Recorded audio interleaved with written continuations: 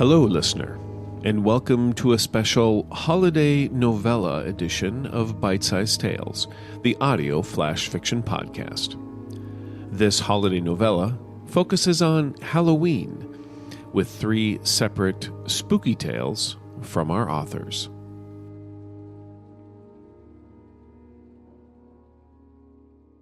The Treasure Chest, written and read by Chris Hussey. A lot of people in the neighborhood think I hate Halloween. That's not true at all. I actually really enjoy the holiday and everything around it. The spooks, the costumes, the tricks, and of course, the treats. In point of fact, I'm the only house on the block that gives out full-size candy bars, while the rest do the quote-unquote fun size. Nothing fun about a miniature candy bar if you ask me. Or they do the really cheap taffy or rock-hard chocolate rolls. What I honestly don't like about Halloween is the yard decorations. It's not so much that I don't like them. It's more that I just don't like investing the time into setting everything up, taking it all back down, then storing it for a year. It doesn't bother me that the rest of the neighborhood does these things. More power to them. But it does bother me that they always give me a hard time about the fact that I don't. That's because every, and I mean every, other house on the block puts up some manner of display. And not just a couple of those ridiculous inflatable cartoonish monsters. No, these are themed displays, usually complete with multiple skeletons, witches, or a number of rather realistic creatures. All this ends up making me look like the weird, no-fun house for a month simply because I don't. Now, you can say I caved to pressure, but this year I decided to do something. I decided I'd put at least a couple of things in the yard, but no inflatables. So I traveled to all the big box hardware stores looking at what they had, but truthfully, it all seemed so same to me. So, if I wanted something different, I needed to be in different places. Antique stores were the answer. Thought maybe I'd find something vintage and slightly creepy. We've all seen Halloween costumes from the early 1900s. Talk about things that'll creep you out. Maybe I could find some of those, put them on some broken mannequins, get out an old record player and some of those old horror records from the library. The ideas started flying as I perused the shelves, nooks, and crannies of the dusty vintage stores around town. Then, much to my surprise, without even trying, I found it. There it was, an old chest. It looked like something you might find in a Victorian mansion or maybe a stereotypical pirate ship. Trapezoidal bottom and a bell-curved top. The wood was old. Really old, and the bands were real iron, not that cheap theater metal that just looks the part. There was writing on all sides, but between the age of the chest, the dirtiness of the wood, and the style of the writing, there was no way to determine what any of those words were. Honestly, they looked more like old symbols than words, which worked perfectly in this case. There was one notable exception. The word soul could be read on the top of the chest. It was an ornate calligraphy, but it was there. It was perfect. Eerie-looking old chest covered in strange symbols, an excellent foundation to my own Halloween display. My mind continued to crank out ideas and images as to what sort of theme I could build around the chest. The accessories I could add on to this centerpiece to create the perfect scene. I started to see why all my neighbors got into Halloween as much as they did. I was having fun.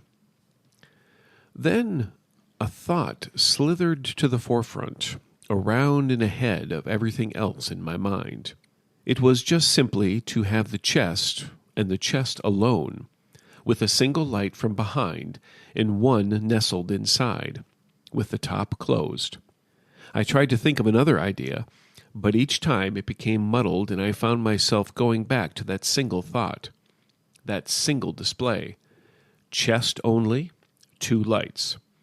After wrestling with myself for 10 minutes, I gave up. This was going to be my display, and the rest of the neighborhood would have to like it. At least it was something. As expected, I received a different form of grief from my neighbors once everything was in place. Instead of not participating, some thought my minimalist display was mocking theirs.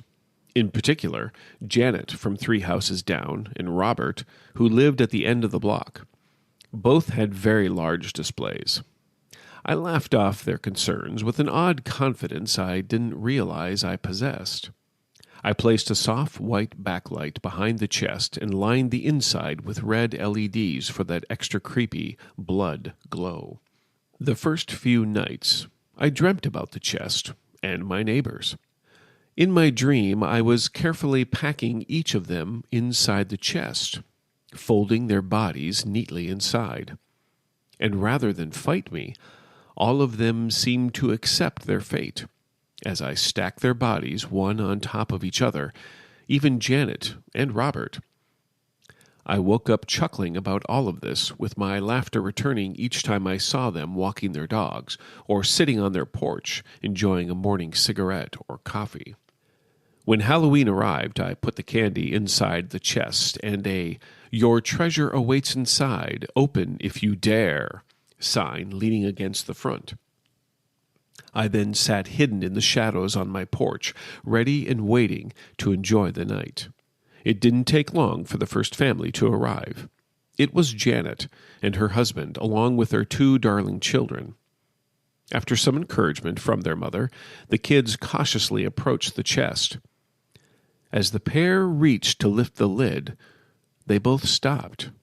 The lead child, a miniature werewolf, looked toward the spider superhero next to him, trying to get him to open it, but the kid responded with a vehement headshake. Janet finally stepped forward, asking something of the kids about the chest being too heavy or locked.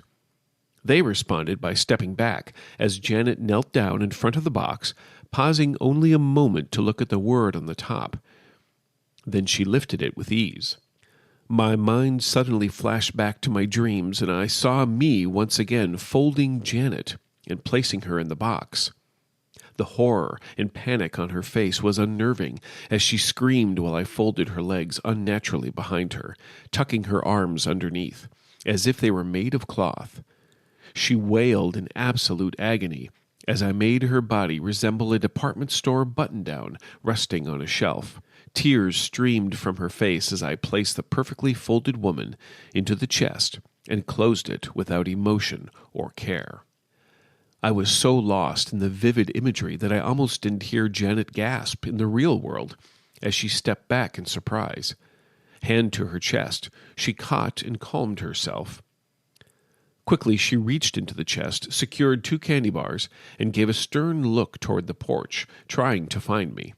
I couldn't tell if she saw me or not, but I smiled and lifted my hand in a small wave. It was not returned.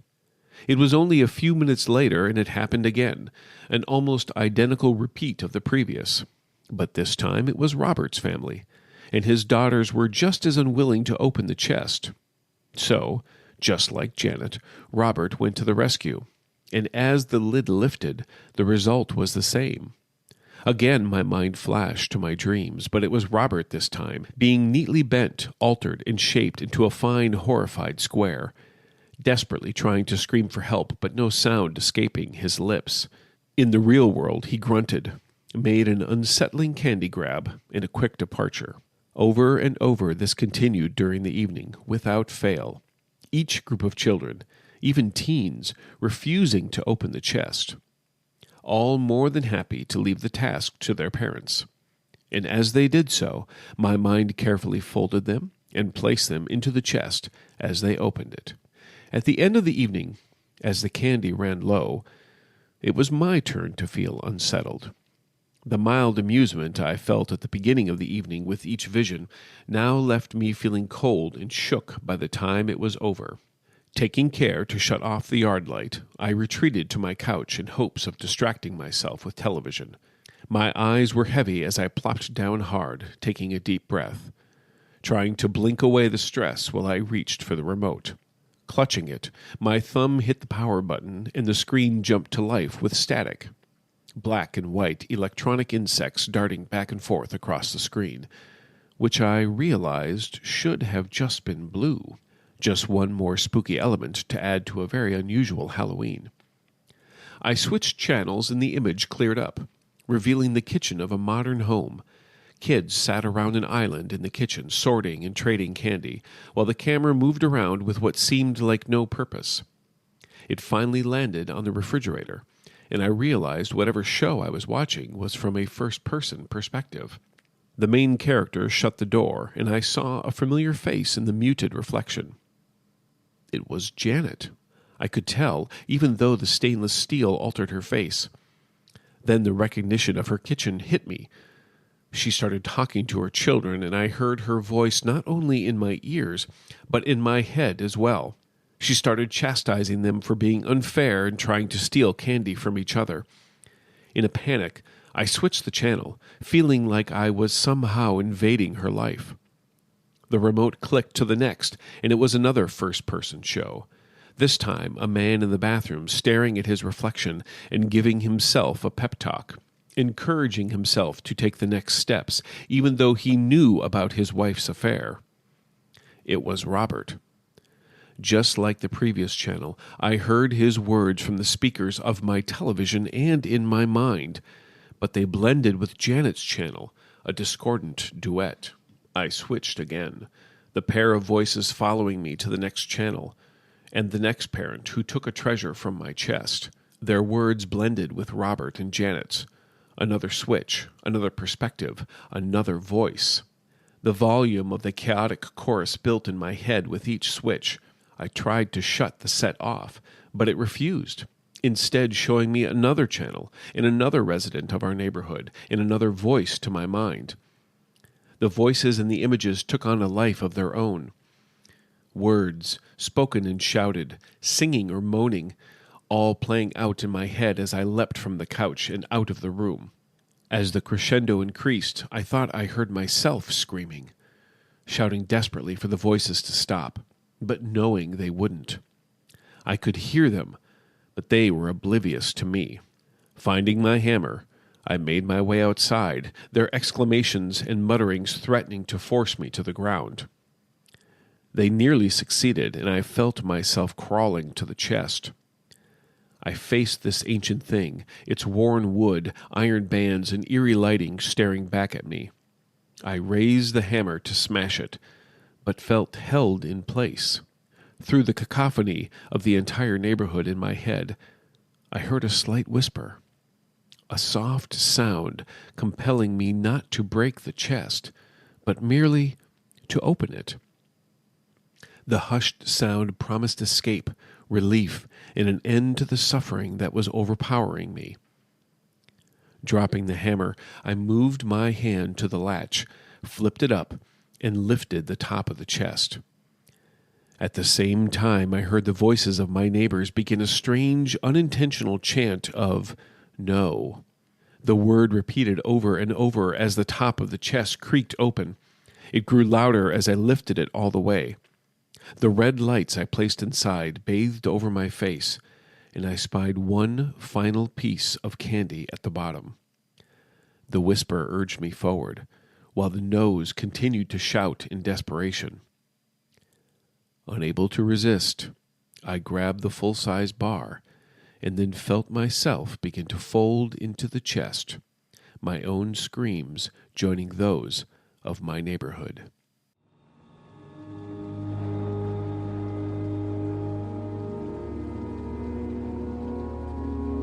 Author's note. So this story is kind of got a little bit of dual inspiration behind it. It's sort of inspired by the song Angie Baby, which was sung by Helen Reddy, I believe. If you've never heard the song, I highly recommend you go listen to it and also follow along with the lyrics, although the lyrics are pretty discernible in the song, so it's pretty easy to follow along. But this was actually a popular song back in the 70s. It's also pretty freaking weird.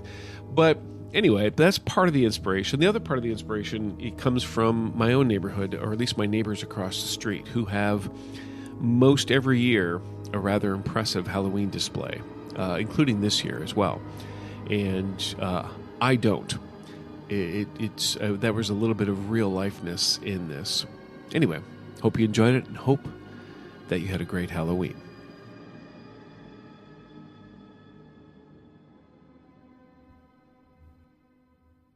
The Treat.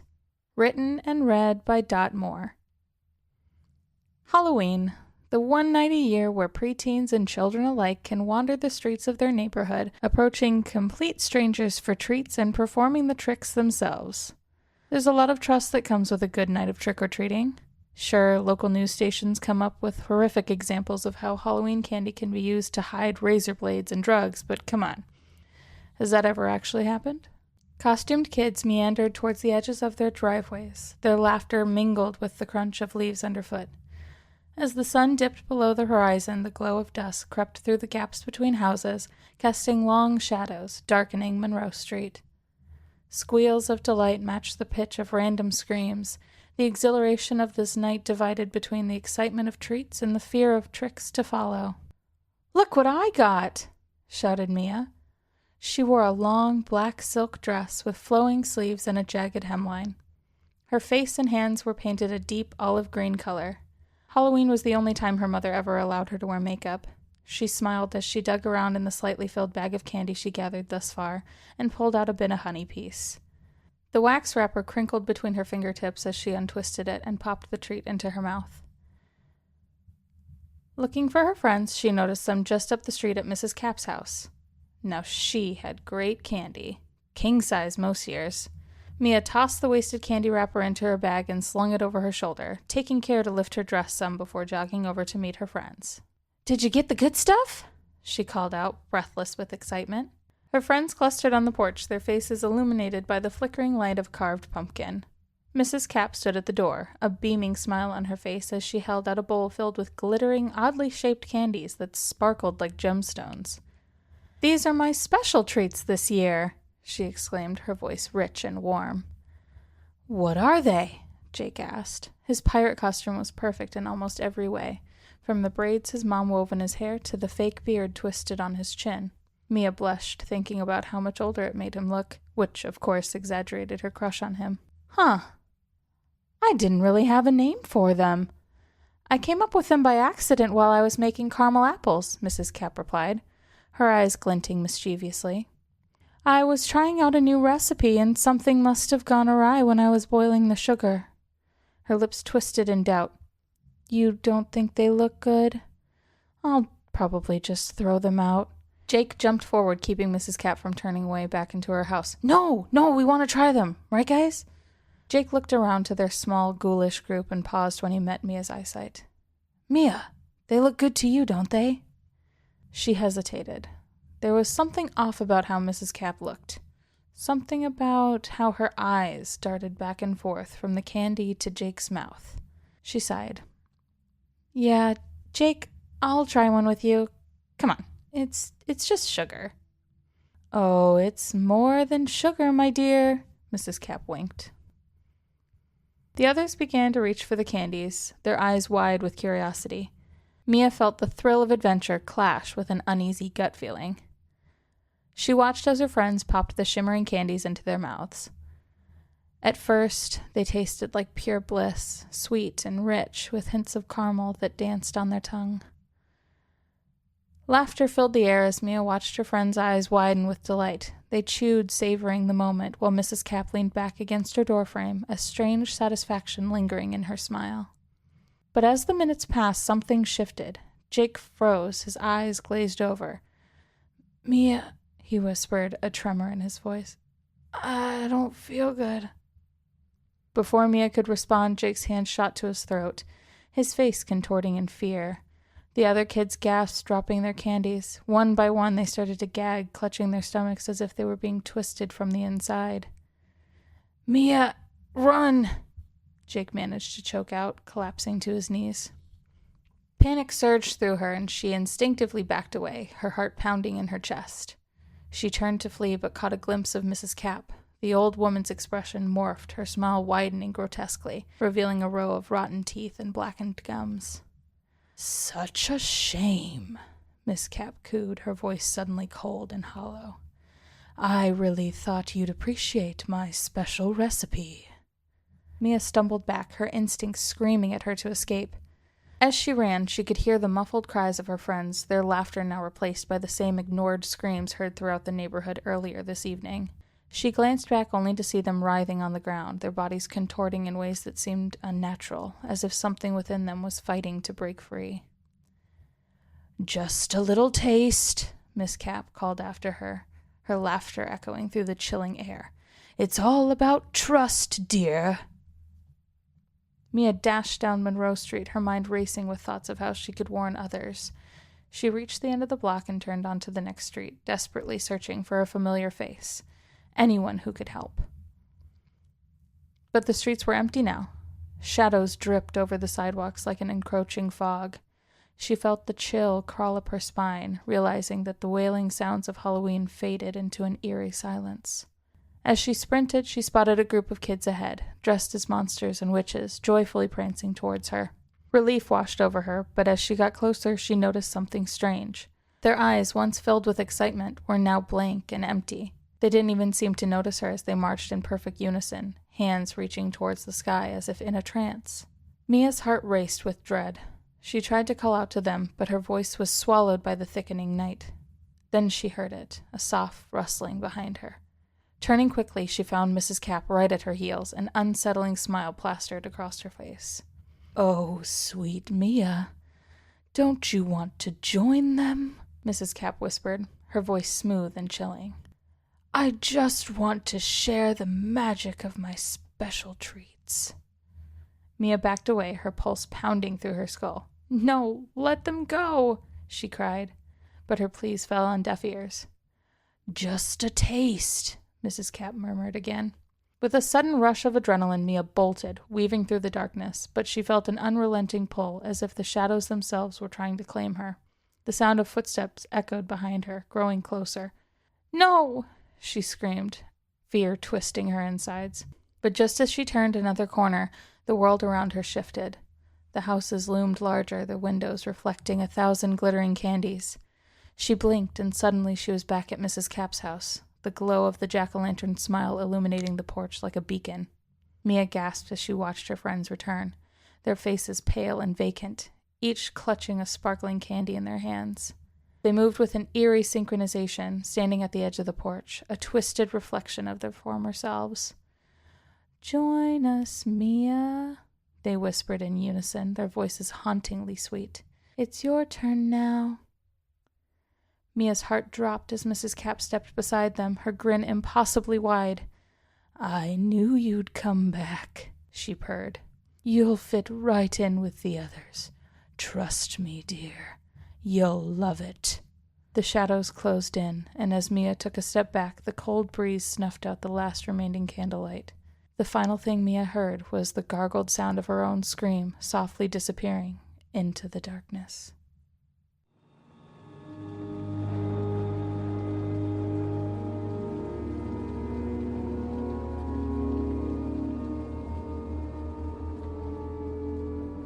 Author's note.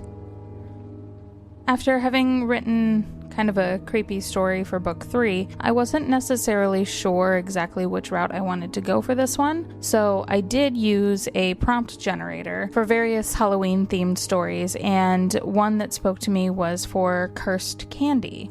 The prompt itself kind of came with the idea that the children were supposed to, morph into the monsters that they portrayed as Halloween costumes, but that felt a little too Halloween to me. So, this is not 6 more days till Halloween and we're worshiping Silver Shamrock. So I decided to take my own little spin on it, and I hope you enjoyed. Thanks for listening.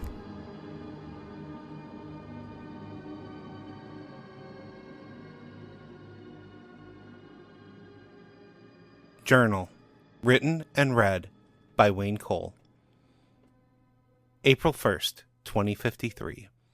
It's April Fool's Day, but the only fool I see around here is myself. For the record, I'm only doing this stupid journal because my psychiatrist has been nagging me to start one for a month now. I suppose I could have just told him I did without actually doing it, but I'm a really terrible liar, and I just know he'd see right through me. I hate going, but it's court mandated, so I don't really have a choice. Let's be honest, I don't have a choice in anything, and I never have.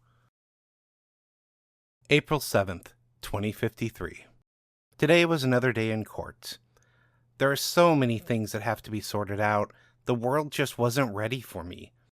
To have laws against something, you have to first accept that the thing is possible. I think this might be easier on my brothers. My psychiatrist says that I'm jealous of them. He tries to make me understand that they're in the same situation I am, but that really isn't true. Nobody had ever given me a reason to live, unlike my brothers, who had a sense of purpose. They were here to do something, not just be spare parts. April 14th, 2053. I met more of my quote-unquote family today. A nephew, his wife, and their children were granted visitation for the first time. They just kept staring at me, not quite sure what to say. The kids ran around the room playing. I guess they probably didn't understand any more than I did at first. My nephew, though, he looked at me like I was something wrong. I know he thinks I'm an abomination. I just don't know if it's because of what I am or who I was cloned from. April 15th, 2053. My nephew came back by himself today. He apologized for the way he acted. He wanted me to know that he knew I wasn't him, but that I just looked so much like him in old pictures. I could tell he was conflicted, not sure whether to love the uncle he grew up with or hate the man that he became. Either way, he and his family won't be coming back. I can understand his struggle of not being sure what to think. There's a genuine struggle with identity here, and not just in my head. The world over wants to know how much a person is a combination of their experiences versus their genetics. Do I have the potential to be just as bad as him? I don't know the answer to these questions. I'm tired of the world asking what I will become when I'm still struggling to figure out who I am now. I want family, but they're not really my family. They belong to him. My only real family is my fellow clones. Maybe it's time I did start talking to them. April 18th, 2053. I went to the group session today for my fellow clones. I thought they had it easier, but I was so wrong.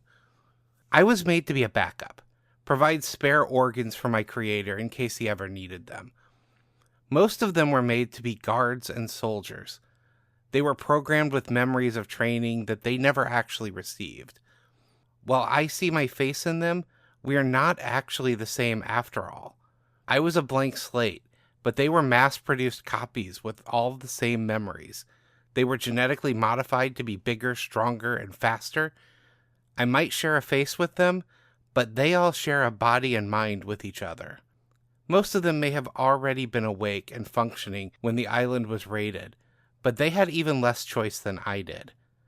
Some of them are struggling with the guilt of having killed some of the soldiers that we now think of as our liberators. They may struggle with the same identity issues I do, but they also struggle with regret from actual actions they took. I had never taken an action, so I have nothing to be regretful about. I should have listened to Dr. Patrick earlier about these sessions. April 21st, 2053. I met someone today. Her name is Miranda. She's smart, funny, and the most beautiful woman that I've ever seen. We ate lunch together in the cafeteria. I guess she doesn't have any friends working here yet, so she sat with me. Is it cliche to say that I've never had anyone make me feel like this before when I've only been awake for about 6 months? It's true, though. Our conversation just felt so natural. I can't wait to see her again. April 23rd, 2053. Tonight was my first real date with Miranda. She came to my room with popcorn and we watched a movie. I know that may not sound like much of a date, but I can't leave the facility. I've never had anyone come to my room before. Some of the other clones have requested items to decorate, but mine is still blank walls. Like myself, it really doesn't have an identity. I was afraid that she would find that weird, But instead, we talked about what colors would look good on the walls and tried to figure out things I might like to hang up. It was the first time I've ever really thought about finding things I might enjoy. April 28th, 2053. It feels like my whole world has dropped out from under me. This past week spending time with Miranda has been the only highlight of my short life. Of course, it was too good to be true. It turns out she's not part of the staff after all, but another clone, just like me. She thought I knew, but I had no clue. He altered her genes to make her female and customized her to be exactly what he wanted. It makes me sick to my stomach to think that the person made to be the perfect woman for him is also the perfect woman for me. What does that say about me? How much I'm actually like him? Plus, she's genetically me, or at very least equivalent to a twin sister. How messed up does a person have to be that they think the perfect person for them is themselves? What kind of trust issue does that person have? Am I asking those questions about him or myself, since she's the first person I've really let in? Because as much as I don't want to now, I do love her. April 29th, 2053. They brought me in to consult with my creator's work. I don't know what they think I can do. I was just given a blank template of knowledge, not memories or training. I might have his natural intellect, but I don't have any of the years of study and experimentation he did. I don't have the framework to understand his work. They hope I'll see something they haven't, that I might think like him. I don't know if I should take offense to that or feel terrified because they just might be right. The soldiers had their genes tweaked to be physically superior and their minds conditioned to be better at their jobs. I'm a pure copy with no manipulation. Why does the work feel so familiar then? April 30th, 2053. I skipped lunch today. I can't face Miranda yet. May 4th, 2053. Miranda and I finally spoke. She wants to make this work, but I just don't think I can. She was literally designed to love him. Is that influencing how she feels about me since I'm the closest thing to him in existence? It is just too creepy, since she's kind of like my sibling. She's assured me that she cannot have kids, so that's not a factor. But mentally, I can't get over the fact that we were both cloned from the same person. I wanted to tell her that we should just be friends, but I know I can't trust myself there. My feelings are too strong. I know I should have, but I also just couldn't tell her no outright either. Instead, I asked for more time. That seems to be the only thing I actually do have. May 7th, 2053. It kind of scares me how quickly I've taken to his work. I may not have the framework, but I understand it anyway. I've picked up so much in a very short time frame. I was even able to crack the encryption on his journal and have started reading through the entries. Yes, he journaled too. One more thing we have in common. His password was capital M, 1R, @ND, Miranda. I don't understand how I seem to know so much in the back of my head without ever having the memories. I needed to talk to someone about my fears, so before I even knew where I was going, I found myself at Miranda's door. She's the only one who seems to really understand me. I know I should stay away, but I need her. May 9th, 2053. I've been having very vivid dreams that I'm him, living through events in his life that I have read about in the journals or just heard about on the news reports. The details are so clear, though. I even dreamed about creating my Miranda. That was a strange way to think about it, like she was my possession and not another person. These dreams are really unsettling me. May 10th, 2053. There's a new entry in his journal dated yesterday. The entry just says, "It worked." I don't know how that could be possible. He's dead, isn't he? Even if he were somehow alive, this is a local copy of the journal I'm working with. No one has access to it except for me, and I certainly didn't add the entry. This needs to be reported, but every time I try to add it to my daily report, I just can't bring myself to type it. June 21st, 2053. Is it really June 21st already? It doesn't feel like it's been over a month since my last entry. Feels like it was only a couple weeks. I don't know where the time's gone. Dr. Patrick says I've been really distant lately in our sessions, but to be honest, I can't even remember most of them. I'm too focused on my work, especially today, where I have a huge breakthrough. I was a backup, not just for my organs. I've gotten to the part in the journal about me. He took brain scans of himself and imprinted it on me. Unlike the others, he suppressed the memories, though. They could only start unlocking on his death. They've been coming back to me slowly since I started reading the journal. I think some of those dreams might have actually been his memories. I feel like each day I'm becoming a little less myself and a little more him. More entries have started showing up in the journal as well. I haven't told anyone about this. There seems to be something in my head stopping me from doing so. I'm scared, but Miranda says that as long as we're together, we can get through anything. She really is so perfect. July 1st, 2053. Help! I'm still in here. Why can't any of you tell that it isn't me? Was I so devoid of anything identifiably me that you can't tell the difference? July 25th, 2053. My ultimate failsafe was a complete success. I never should have doubted my genius. I've used my pre-programmed phrases to once again take control of my soldiers. This government facility is now mine, but I'm sure they're going to come for it. This will be my last entry, as I am preparing my troops to move out to one of my fail-safe bunkers in Iowa. With Miranda by my side, I'll rebuild to my former glory. I just need to convince her that the self-doubting fool she fell in love with is really gone.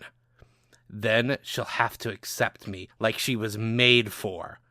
We will be united, and when we are, they will pay for what they've done to me. Yes, they will all pay. Wait, why am I putting this in his journal?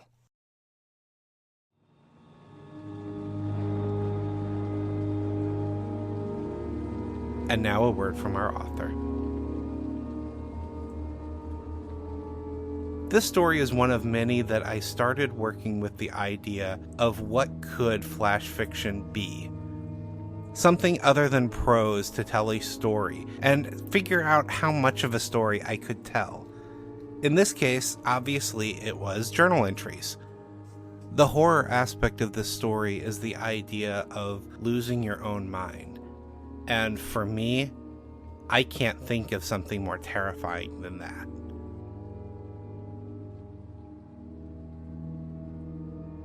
This chapter of Bite-Sized Tales has been brought to you under a Creative Commons Attribution, Non-Commercial, No Derivatives 4.0 International License.